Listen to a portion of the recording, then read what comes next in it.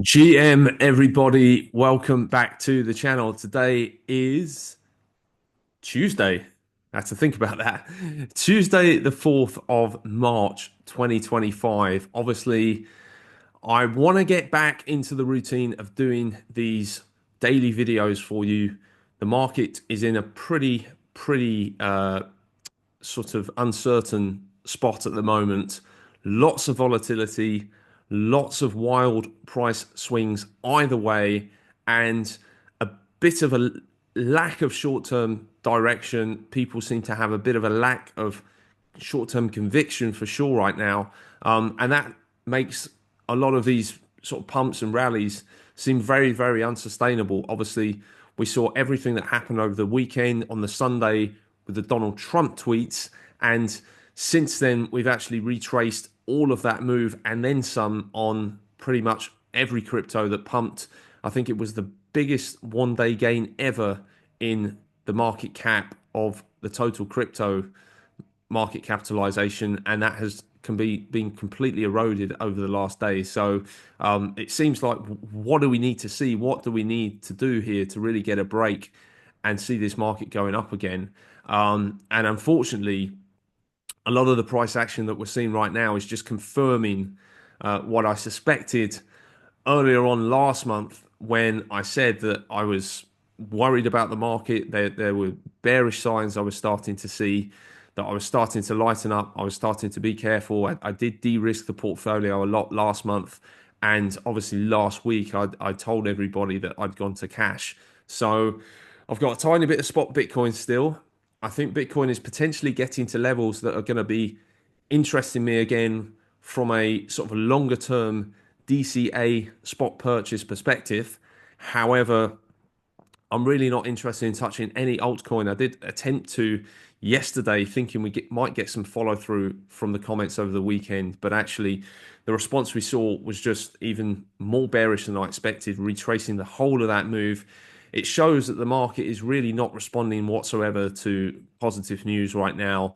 It's using positive news as exit liquidity. If every piece of positive news is an opportunity for participants to sell, that means that the really smart money is not interested in bidding the market. It's actually interested in getting out the market, and it's going to be looking for much lower prices to then step back into the market again. So, at what point do we need to say, right, it's time? This is an area we want to get interested in stepping back in. And that's what I'm going to cover on the video today.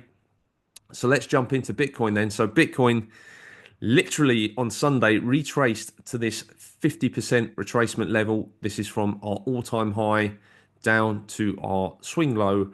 And of course, we came back to the 50% level. I actually marked this here as a golden box that was an area I was looking at taking a short. And actually, I did take a short. I ran it down to really last night. Last night I started to get out. We came down to around about sort of 83, 84, and I thought that's probably a decent place to get out of this, on the basis that we could have come and held sort of back above sort of this level here, this kind of range we went into. If I just show you on the 4 hour chart, I was looking for us to really hold above sort of this consolidation here. So call it around about 86.7. I thought, look, if we can get back above that. I then was also looking at around about sort of 84. We had 85. So anything around here, if we could have held, that would have been positive.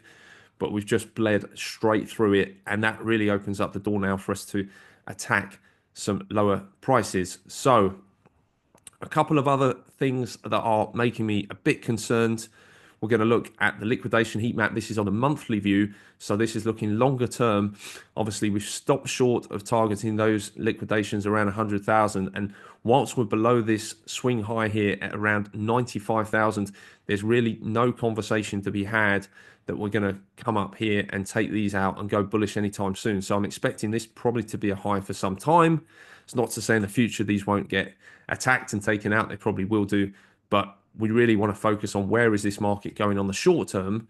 And then we can also think about, okay, what does that mean longer term? So yeah, looking more so at this market now from a bearish perspective. We've got liquidity down here in the low 70s, around about 71, 72,000. We've got a tiny bit in the low 60s. I'm not expecting the low 60s to get hit anytime soon, but the low 70s, I think really from 74 down to about 72, that has to be given some consideration. And the one thing we're also seeing, and this is just looking at the data from Binance, Binance obviously being the largest crypto exchange there is, so the best one to make reference to, we can see that if we look at this graphic here, you've got 30% of accounts are short, nearly 70% of accounts are long. So it's basically over two long accounts to one short account. And what this means is it means more people are trying to long this market here than are shorting it. So this is actually quite a bearish thing when you see this. Over the weekend, this has actually dropped. I think it was all the way down to about 1.3. So long and short accounts were fairly neutral, and that's when we saw the big rally. And now you can see if more people are trying to catch the bottom, that means there's probably more liquidity on the order books to the downside that market makers can look to target. And you're going to have stops here probably coming below this 200-day moving average. I think there'll be a lot of stops. There'll also be a lot of stops below this wick low here. And I think it's a really real possibility that we do come beneath these lows. So that's kind of on the short term. And I want to also look at the weekly and just look at on the short term, potentially how bad could this get? So this is there's a few paths I've drawn out. This is one of the paths, and I think this is without a doubt the most optimistic path that I can see is that we actually flush this low, we come down to the low 70s, we probably get most of that liquidity, but we actually close above. This is the 50-week moving average, this red moving average here. So we close above this 50-week moving average, and then we start to make our way higher. We put in some sort of bottom fairly quickly in March, and then we do the same with the stock market, I expect, by the way. And then things gradually start to get better. We see more positive things coming out. Jerome Powell starts to hint at rate cuts, starting to provide a bit more support for the markets and the economy. Obviously, on the face of tariffs, tariffs are considered to be inflationary. There's also austerity currently being caused by Doge. Obviously, a lot of federal job cuts and job losses. This is going to start to hit the economy. So potentially we see the economy weaken, prices come down, and then the market realizes, well, what this means is we're actually going to get more rate cuts than we were expecting this year. Therefore, even though we've got a temporarily weak economy, we can actually see that we're starting to get some more relief from the Federal Reserve, and that kind of puts in the low, and the worst is behind us. And then we start to rally in the expectation of rate cuts coming, some maybe some more stimulus coming in, some more spending coming in, because obviously Donald Trump isn't going to want to have a legacy where the markets just completely nuke everything, just nukes to the downside and never recovers. So I think we could get a nuke to the downside in the short term, if you would call it that nuke. And then I think we probably start to find a base from there and start to move higher, as the markets usually overreact in the short term and underreact to things in the long term. And I think most people would agree this administration so far has come out with a lot of very, very bullish long-term fundamental stuff. But in the short term, the market is now starting to worry about things like recession, starting to worry about low growth, these job losses, inflation remaining higher for longer. And that is why we're seeing things start to come off. And it's not just crypto, it's the stock market as well. So I think this is probably the best case scenario path. There's a couple of other paths I've put on here. So this would be the more quick recovery. There would also be a more sort of slower, longer recovery that I think is on, it's not on this chart. I'll go into this one last, but it's on this one here.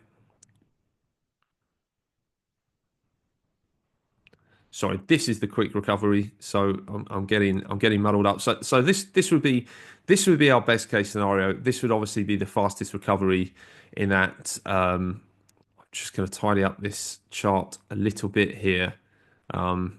What I did want to show on this before I move this, we have come back and tested the 50% retracement from the summer low to the high. So that is a good area to bounce. But we also have this 618 coming in, surprise, surprise, down at 72,000, which is obviously a level that we just talked about. So I think potentially we could be looking at a move into this area here, and then we see more of a sharp appreciation, and we go back into, sort of bullish conditions pre-summer. There's some sort of intervention, and the markets sort of turn around quickly.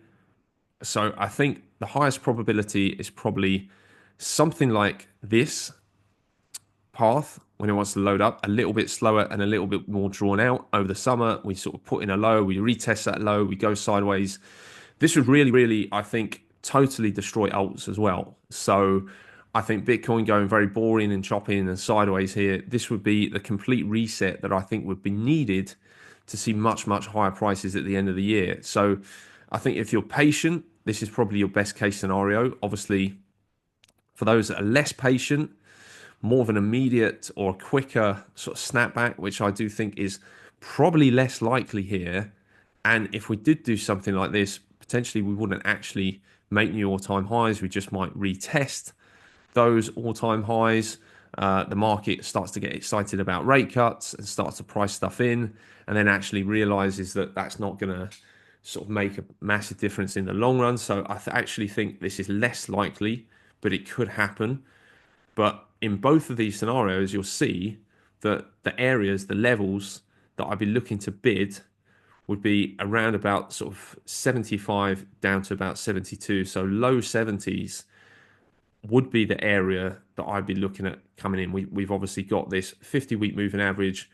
We've got this previous high, previous all-time high from last year, obviously the first part of last year.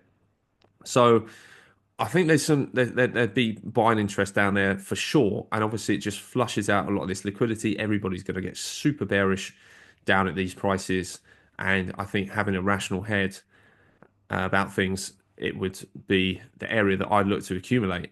It's also worth noting that the Gaussian channel, which we held back in the summertime, we didn't even wick into it, we just completely held it, is actually rising at the moment, and the top end of that is coming around the low 70s as well, currently around about 72.8. So, which, coincidentally lines up with our highs from the summer before the end of year breakout last year. So that's an area that's of interest. If we look at the Gaussian channel, like I say, it held before. When we have actually gone in to the Gaussian channel, and more importantly, when we've actually closed candles in the Gaussian channel on the weekly, it's the weekly Gaussian channel, then that has pretty much been our sort of death sentence for the bull market. So we can see here, once we've closed in it, we've come all the way through the Gaussian channel and come out the other side. We did something similar in the previous cycle as well. You can see as soon as we started to close in the Gaussian channel, then we went all the way through it and came out the other side. And we even did the same thing in a sort of like this sort of mini bull run of 2019, where once we closed in it, we managed to pop above, but then we came outside again. So that, I think, is really, really important. That is almost like a line in the sand for me. And because of that, if you're looking to make entries around this 50 weeks, say 75 down to this 72,000 within this zone here, I'm actually going to just pop this on our chart. If you're looking to make entries on Bitcoin around this area, then you have a very, very close invalidation, because if things do go that little bit lower, you can get out knowing that if we do actually go through the Gaussian channel and break down, then it's very likely we're going to not only come back and retest around the 50 level, but we're probably going to come outside the other side of it, and potentially that sends us down, to the 40s, maybe even as low as 30. So that would be your confirmation that the bear market is here. So I do actually like the risk to reward perspective accumulating in the low 70s. So that's the main area that I've got my eyes on. Obviously, like I said, there is a third path that I'm looking at, and without doubt, this is the most bearish path. this would be what I expect would happen if we actually close into the Gaussian channel. If we actually confirm this, that would, confirm this closing inside the Gaussian channel, losing that 50-week. I'd have to be saying that the bull run is probably over, probably get one push higher outside of the channel to make everybody bullish, where people think, yeah, at the end of the year, that's it. We're going to go off to the moon before coming back down again. So that is something that I think everybody has to bear in mind. Like I say, previous price action and instances have told us just to be very, very careful when price closes inside the Gaussian channel. So, that's without a doubt kind of the worst case scenario would be something like this happening. And look, do we close in it and come all the way down through it and sort of see this breakdown sooner instead of just chopping in it and faking out? Potentially, we get more of a breakdown. We come through the outside, and then we start to sort of put in a rally at the end of the year. That could also happen. But obviously, if we do go inside of this, I'm not expecting us to get out of it before actually coming to the bottom and actually dropping out below it. I'm not expecting us to actually blast higher anytime soon. So that would probably be the more realistic path than actually sort of holding support on the top half of it and going higher again. I think if we did actually confirm losing support here back into this summer range, we'd almost definitely come to the bottom of this summer range and potentially outside of it before sort of demand and support comes in.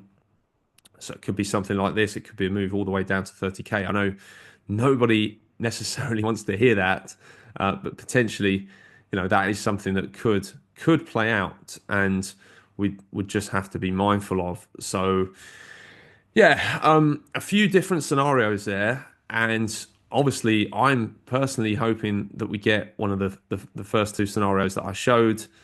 Something like this would obviously be very, very short and quick and fast, and potentially would be the most sort of painless scenario. But these markets like to take the path of most pain, and something a bit slower and drawn out I actually think would be a healthier thing. So like I say, what I'm really looking to do is accumulate in the low 70s myself. That is where I'm currently looking to, if we maintain this low, if we hold this bottom, I mean, what we could also do is just sort of hold this low here, and then we let this 50-week moving average sort of catch up to price, and we don't actually come down into the low 70s, and everyone starts saying, "Oh, it looks like we're going to go lower," and we don't, and then actually, these actually just catch up to the price and then start to support the price higher. So that is another scenario. So I think really anything under 80,000 is a good buy, assuming that this bull market continues. And I'd have to give it at the moment probably a sort of 60-40. Yes, bull market continues. 40, no, it doesn't. It's very hard to put any more confidence into it than that. Obviously, whilst the odds are still in my favor, I'm still going to be looking to sort of play this, to play this move. But yeah, it's looking pretty precarious right now. And I think that the determining factor is not going to be necessarily what Bitcoin does, but it's going to be what the stock markets do. So we can see, just in terms of traditional markets, we can see the dollar showing a bit of weakness today. Actually go into the daily chart. Dollar looking to break down. So this is positive. This is probably because as the economy is getting worse, then market participants and traders are starting to factor in rate cuts, that the likelihood of rate cuts is now increasing. So we're likely to see further weakness in the dollar. We're also likely to see further weakness in bond yields as well. I think I've got the US 10-year yields here too. So these are very, very close to coming down. Obviously, the prices of bonds are inversely correlated with the yield. So this is actually positive for bonds. So one of my largest holdings outside of crypto at the moment, because I trade traditional markets as well, is actually bonds. So I think bonds are looking really, really attractive here. Happy to have a bond heavy portfolio myself right now. And then if we go and we look at stocks, then we can see stocks are currently testing their recent lows. This was an area that I said I was expecting a reaction from. We got the reaction. We've come straight back down over the last couple of days into these lows. We're now breaking this ascending trend line on the S&P. And if we get a break here, we are, in my opinion, likely going to probably come down to the 5,670-ish and maybe as low as 5,500 on the S&P. And as you can see here, we've got at the 5,000 sort of 670-ish area, this zone here, we've actually got this 50-week on the S&P coming in here. So if we did something like that on the S&P, then we can see that would be an 8% drop from high to low. And if we just look at the correction we got last year, then you can see we did a 10%. We just went into double digits. So that is an even 10%. And with all the policy changes, I can absolutely see that happening. 10% would be at the second target I've got here, which is coming in around about 5,500. Would also be the 618 extension from this range. So I think that is quite a likely possibility, potentially as coming down to that level. Do we come down even lower and start to literally test this high from early last year? I mean, that would be one hell of a move if we did see that. I'm not saying that will definitely happen, but the other thing we can do is we can take the low from August last year and we can look for levels on our Fibonacci. And, to be honest with you, I quite like the 50% as a retracement, also like the 618. So, I mean, there's plenty of places we could stop and reverse at. But yeah, things are looking pretty bad for the stock market, and you have to say to yourself, if stocks do fall another sort of 4 or 5% here, then what's that going to do to crypto and Bitcoin? It's probably going to go the same direction, right? We can see the Nasdaq is now through last week's lows. It's actually through our January lows. So the Nasdaq is doing a full-on breakdown as far as I can tell here. Looks like we're going to lose this support here, which is obviously we've got trend line support, we've got previous highs, we've got and lows, we've got previous horizontal level, we've got the 200-day moving average. We're currently testing that right now. If this breaks, then it's kind of like look out below. I think we'll come down to this 19,600, and potentially if we really do open up to the downside, I've got 18,300 here, which would obviously be this low.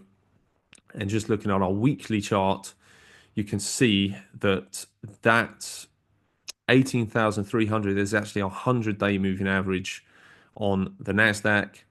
And just to give you some idea, when we had the correction last year, that was a 16% correction. So where would a 16% correction put us at? It gets us not too far from that level. If we just come down to this trend line on the Nasdaq here, it's 11%. So I've got to say, as it's looking right now, it looks like we're probably either going to come down here to 19,800. If that loses, then I think we'll probably see a pretty sharp sell off down to about 18.3. And looking for some sort of low there. Maybe we even start to fill in some of this wick. But I think from there we would reverse. I don't see us going into, an extended bear market, sort of like a multi-month or multi-year bear market. I think, power would intervene when things start to break. That's what we usually see from the Fed.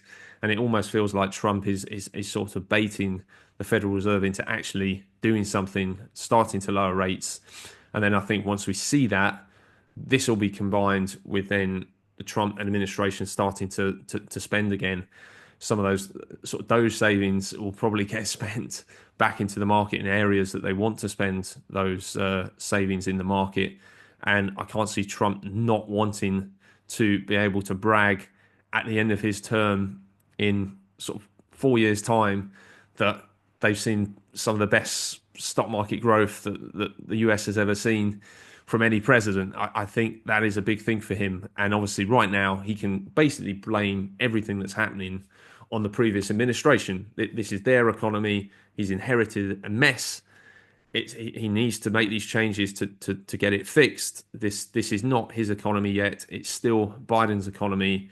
His economy is going to start to be built and should be judged on over the next 3 years, not this first year. So that is that is how unfortunately all of this means Bitcoin probably struggles and potentially goes lower.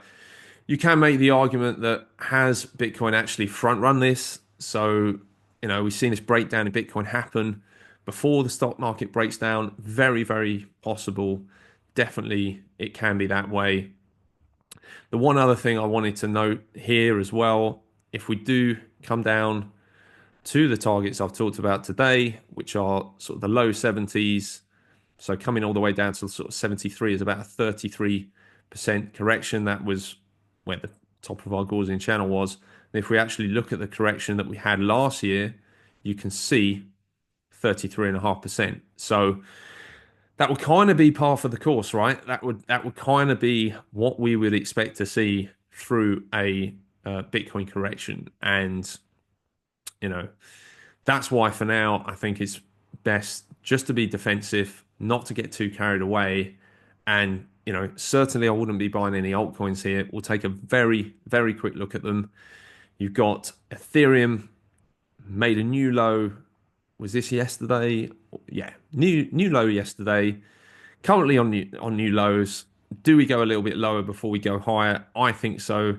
It's very hard to see Bitcoin going lower, stock market going lower, and Ethereum holding these levels. So I've got a level here at around 1868. That's a very, very long-term trend line for Ethereum going all the way back to 2020. So literally a 5-year trend line that should come into play soon.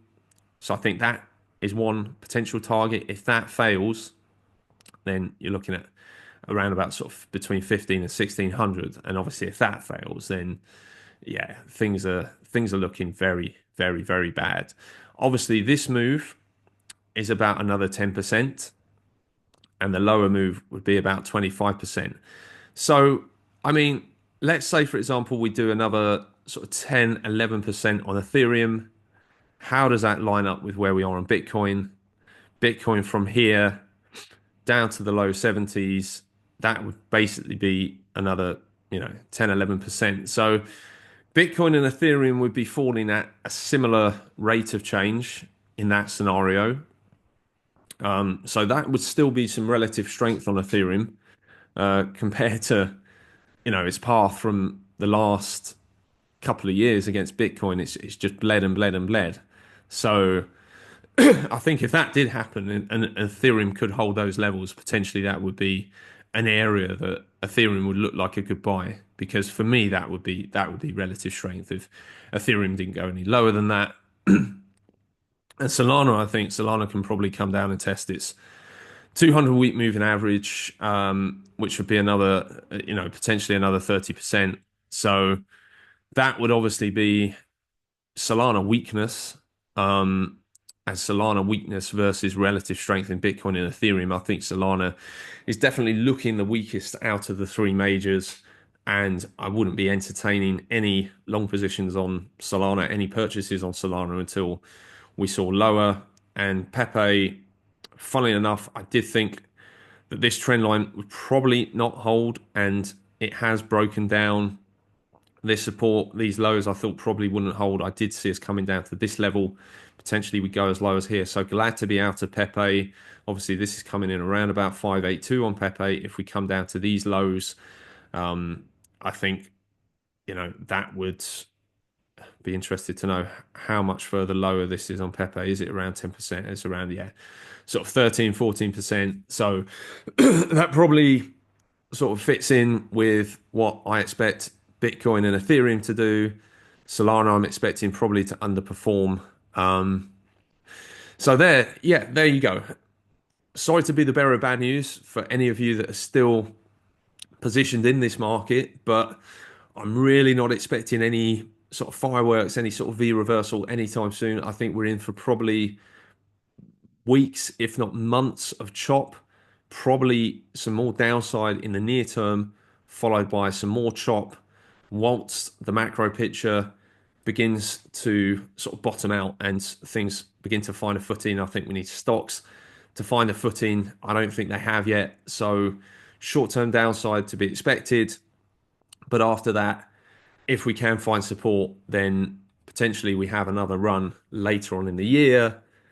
Like I say, line in the sand is really this 50-week moving average for me, and also that Gaussian channel that I've previously been through. So I'm going to leave it there. Have a fantastic day, everybody. Thanks a lot for watching. If you have enjoyed the content, please do hit like, subscribe, because I'm going to keep on making these videos. I hope you know, appreciate the honesty with these. I'm not, you know, sort of invested or in this market in either way. I'm just a trader, investor, probably similar to a lot of you are. And yeah, like I'm going to try and call this market as honestly as I can. So hopefully you've appreciated that. We'll be back again very soon with the next update. Have a fantastic day, and I'll talk to you all again very soon. GM, GM, GM, GM.